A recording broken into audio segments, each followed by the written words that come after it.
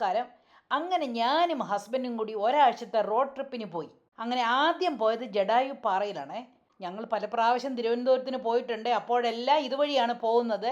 വഴിയിൽ കൂടെ പോകുമ്പോൾ ദൂരെ അങ്ങ് ആ പാറ കാണാറുണ്ടായിരുന്നു. ഒരു പ്രാവശ്യമെങ്കിലും അവിടെ പോകണമെന്ന് വിചാരിച്ചിരുന്നതാണ്. ഏതാണെങ്കിലും ഇന്ന് ഈ പാറയിൽ നിന്ന് കയറിയിട്ട് തന്നെ എന്ന് വിചാരിച്ച് ഞങ്ങൾ നേരെ ഇങ്ങ് പോന്നു. അങ്ങനെ കോട്ടയത്ത് നിന്ന് 3.5 മണിക്കൂർ കൊണ്ട് ചടയമംഗലത്തെത്തി. ഇങ്ങോട്ട് വന്ന് കയറുന്നത് ജഡായു എർത്ത് സെൻറ്ററിലേക്കാണ്. വൺ വേ ആണ് ഇവിടെ. നല്ല അടിപൊളിയായിട്ടുള്ള ഒരു എൻട്രൻസ് ഉണ്ട്. അതുപോലെ തന്നെ നല്ല പാർക്കിംഗ് സ്പേസും എല്ലാം ഉണ്ട്.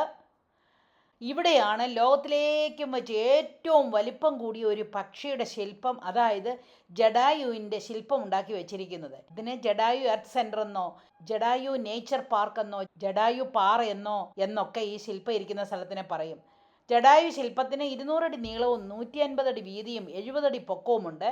ഇത് സമുദ്രനിരപ്പിൽ നിന്നും 1200 അടി ഉയരത്തിലാണ് സ്ഥിതി ചെയ്യുന്നത്. ഈ ജഡായു ആരാണെന്ന് നിങ്ങൾക്കറിയാമോ? പുരാണ കഥയിലെ രാമായണത്തിൽ രാവണൻ സീതയെ കട്ടുകൊണ്ടുപോയ കഥയൊക്കെ നമുക്കറിയാമല്ലോ. അങ്ങനെ രാവണൻ സീതയെ കട്ടുകൊണ്ടുപോയപ്പോൾ ജഡായു എന്ന പക്ഷി സീതയെ രക്ഷിക്കാൻ വേണ്ടി രാവണനോട് യുദ്ധം ചെയ്തു. പക്ഷേ പുള്ളി തോറ്റുപോയി. കാരണം രാവണൻ ജഡായുവിൻ്റെ ചിറക് വെട്ടി വീഴ്ത്തി. അങ്ങനെ ജഡായുവിൻ്റെ ചിറക് വെട്ടി വീഴ്ത്തിയപ്പോൾ പറക്കാൻ പറ്റാതെ താഴെ വന്ന് വീണത് ചടയമംഗലത്തെ ഈ പാറയിലെന്നാണ് ഐതിഹ്യം. രാജീവ് ആഞ്ചൽ എന്ന മൂവി ഡയറക്ടറാണ് ഈ ശില്പത്തിൻ്റെ മാസ്റ്റർ പ്ലാൻ തയ്യാറാക്കിയത്.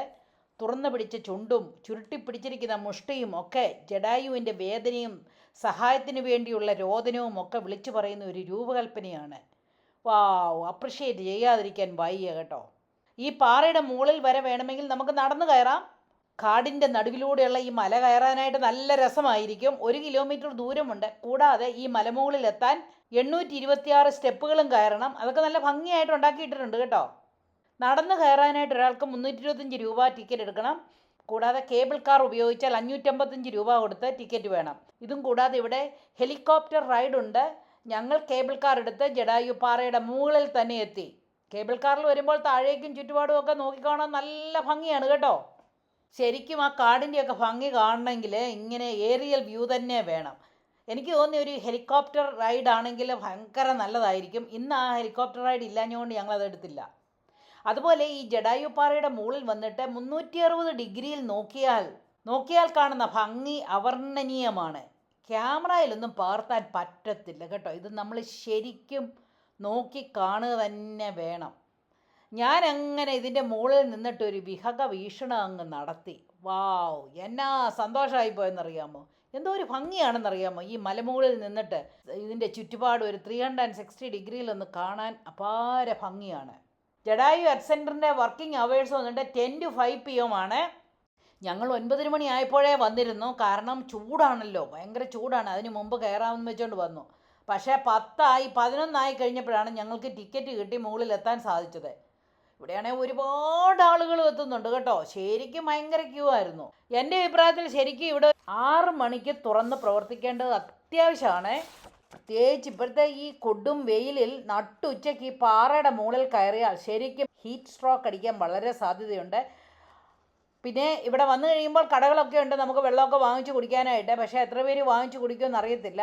എനിവേ, ഞങ്ങൾ ശരിക്കും എൻജോയ് ചെയ്തു. ഇതിൻ്റെ മലമുകളിൽ കുറേ ആക്ടിവിറ്റീസൊക്കെ ഉണ്ട് കേട്ടോ. ഇവിടുത്തെ ഭയങ്കര ചൂട് കാരണം ആ വശത്തോട്ടെ ഞങ്ങൾ തിരിഞ്ഞു നോക്കിയില്ല. ജഡായു പാറ കണ്ടു, അതിന് ചുറ്റും ഒന്ന് നടന്നു. അത് കഴിഞ്ഞേച്ച് ഞങ്ങൾ തിരിച്ചു പോന്നു. കാരണം നമുക്ക് ഒട്ടും സഹിക്കാൻ പറ്റത്തില്ല ചൂട്, അതുപോലെ ചൂടാണ്. ഇതൊക്കെ വല്ല വിൻ്റർ ടൈം എന്ന് പറയുന്നത് നമുക്കില്ലല്ലോ, മഴക്കാലമാണ്. മഴക്കാലത്ത് അങ്ങനെ കയറാൻ പറ്റുമെന്ന് അറിയത്തില്ല. എന്നാലും ഈ കൊടും ചൂടിന് മുമ്പൊന്ന് കയറുന്നതായിരിക്കും നല്ലത് കേട്ടോ. ഒരു നവംബർ ഡിസംബർ മാസത്തിൽ വന്നാൽ നല്ലതായിരിക്കുമെന്ന് എനിക്ക് തോന്നുന്നത്. എനിവേ, ഞങ്ങൾ ഇവിടെ വന്ന് ശരിക്കും എൻജോയ് ചെയ്തു. ഭയങ്കര സന്തോഷമായിപ്പോയി കേട്ടോ ഇവിടെ ഒന്ന് കാണാൻ പറ്റിയതിൽ. അതുപോലെ എൻ്റെ ഹസ്ബൻഡിന് ഇതിൻ്റെ മുകളിലൊന്ന് കയറാൻ പറ്റിയതിൽ ഭയങ്കര സന്തോഷം തോന്നി. ഇവിടുത്തെ വിസിറ്റിങ് കഴിഞ്ഞ ഉടനെ ഞങ്ങൾ ഞങ്ങളുടെ കസിനെ വിസിറ്റ് ചെയ്യാനായിട്ട് കോന്നി വരെ പോയി. അത് കഴിഞ്ഞിട്ട് അയ്യൂരിലെ പേൾ റെസിഡൻസിയിൽ വന്ന് താമസിച്ചു. ഉഗ്രൻ ഹോട്ടലായിരുന്നു കേട്ടോ പേൾ റെസിഡൻസി. നല്ല ഭക്ഷണവും നല്ല താമസവും എല്ലാമായിട്ട് ഞങ്ങൾ ഒരു നൈറ്റ് അവിടെ താമസിച്ചു. രാവിലെ അവിടുത്തെ ബ്രേക്ക്ഫാസ്റ്റ് കഴിഞ്ഞ് നേരെ ഞങ്ങൾ തെങ്കാശിക്ക് വിട്ടു. അങ്ങനെ ഞങ്ങളുടെ ആദ്യ ദിവസം അതീവ സുന്ദരമായി പര്യവസാനിച്ചു.